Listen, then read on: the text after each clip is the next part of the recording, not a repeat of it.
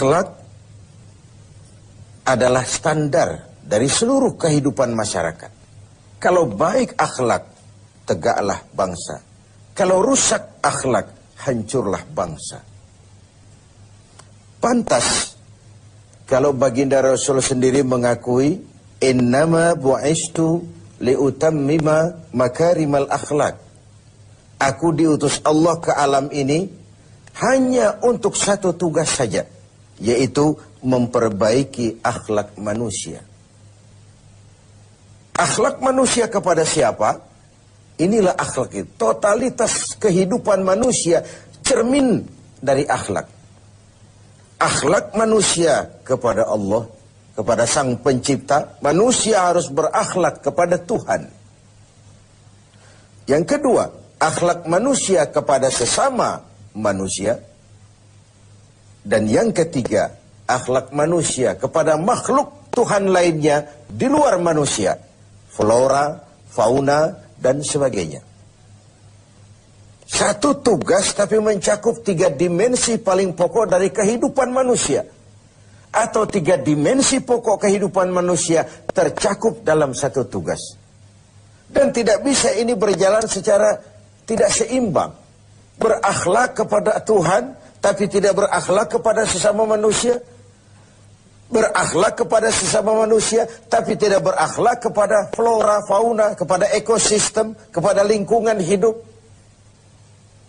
Pengabaian terhadap sesuatu akan menimbulkan akibat bagi yang lain. Apa yang kita alami sekarang ini? Terjadi perubahan alam karena ulah manusia sendiri. Akibat kita tidak menjaga akhlak kepada lingkungan di mana kita hidup. Sebuah contoh sederhana, Rasul mengajarkan, man jama'a malan bighairi haqqin sallatahu Allahu bil ma'i wattin. Barang siapa yang mengumpulkan harta dengan cara yang tidak benar, Allah akan membalasnya dengan air dan tanah. Apa artinya ini? Banjir dan longsor. Akibat apa? Akibat ulah manusia. Zaharul fasadu fil barri wal bahri. Bertebaran kerusakan di darat dan di laut. Bima kasabat aydin nas. Akibat ulah. Akibat tingkah laku. Akibat perbuatan manusia itu sendiri. Pertama, kita harus berakhlak kepada Allah. Berakhlak kepada Allah caranya 2. Jangan menyekutukannya dengan sesuatu. Yang kedua, jangan menyembah kecuali hanya dan untuk Dia. Yang kedua, akhlak kepada sesama manusia. Bahkan baginda Rasul menjadikan akhlak ini sebagai kapital, sebagai modal utama dalam perjuangannya membangun masyarakat manusia, dalam perjuangannya melaksanakan tugas-tugas dakwah. Dengan akhlak, dengan pendekatan yang human interest, berdasarkan kepentingan kemanusiaan itu sendiri. Mau sukses di masyarakat, utamakan nilai-nilai akhlak. Lalu yang ketiga, akhlak kepada makhluk Allah lainnya di luar manusia. Rasulullah sebagai teladan buat kita semua, dipuji oleh Allah akhlaknya ini, wa innaka la'ala khuluqin azim. Engkau wahai Muhammad benar-benar berada di atas budi pekerti yang luhur dan terpuji. Allah saja memuji, apalah artinya pujian kita? Akhlaknya dikagumi teman, bahkan lawan sekalipun. Inilah Ramadan, tempat kita mengasah hati untuk menumbuhkan akhlak-akhlak yang terpuji. Orang-orang sufi memberikan 3 sistem untuk pengembangan akhlak ini. Pertama yang mereka sebut sebagai takhalli. Yang kedua tahalli. Dan yang ketiga tajalli. Takhalli mengosongkan diri dari sifat-sifat yang tercela. Dengan puasa ini, singkirkan sombongnya, campakkan kikirnya, hilangkan angkuhnya, hapus iri hati dan dengkinya. Takhalli, kosongkan diri, kosongkan diri. Okelah, belum bisa ikhlas, tapi jangan ria.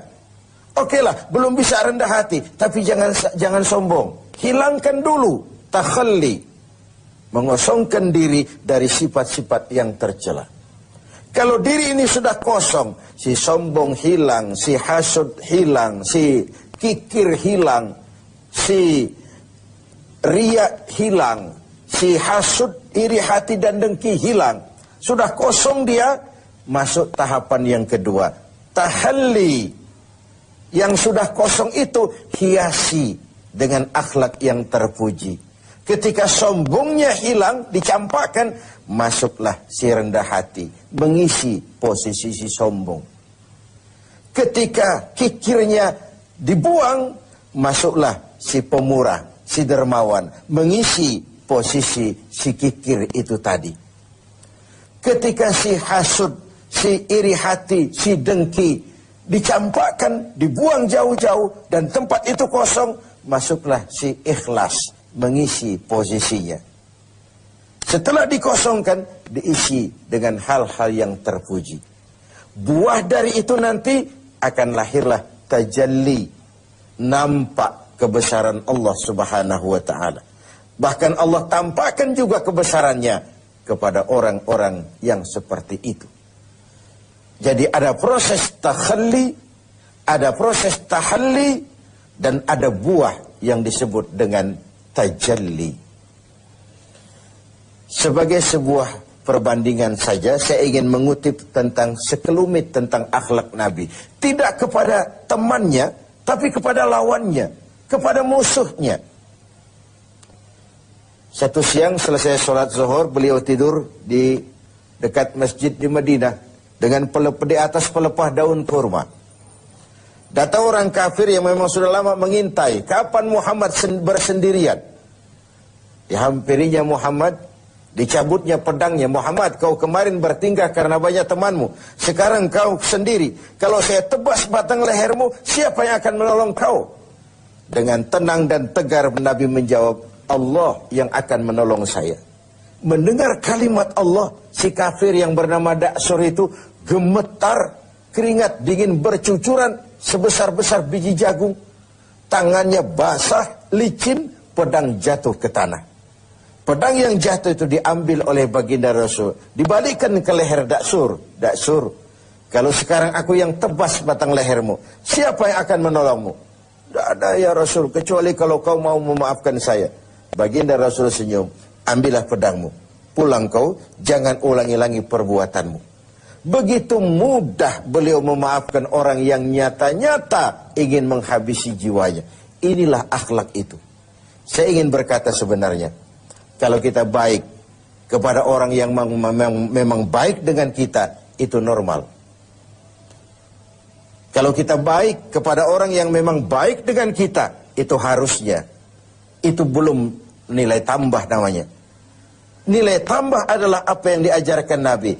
Silman koto'ak, wa'ati man haramak, wa'afu amman zolamak. Bersilaturahmilah kau kepada orang yang marah denganmu. Berikan orang yang pelit kepadamu. Dan maafkan orang yang berlaku zalim terhadap dirimu. Memaafkan lebih berat daripada meminta maaf. Tapi memberi maaf lebih mulia daripada meminta maaf. Namun itu semua cerminan dari akhlak yang baik pada pribadi seseorang.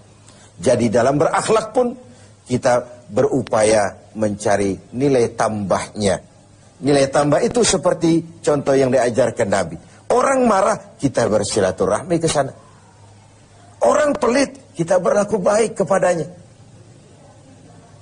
Orang zalimi kita maafkan. Itu nilai tambah dan itulah akhlak itu. Hendaknya ibadah puasa kita menumbuhkan akhlak-akhlak yang terpuji dan mengikis semua akhlak-akhlak yang tercela. Sehingga dengan demikian kita akan mencapai tajalli, nampak kekuasaan Allah Subhanahu wa ta'ala di dalam kehidupan kita. Sungguh Suatu bangsa akan tegak dan jaya selama masih punya nilai akhlak. Kalau hancur akhlak, runtuhlah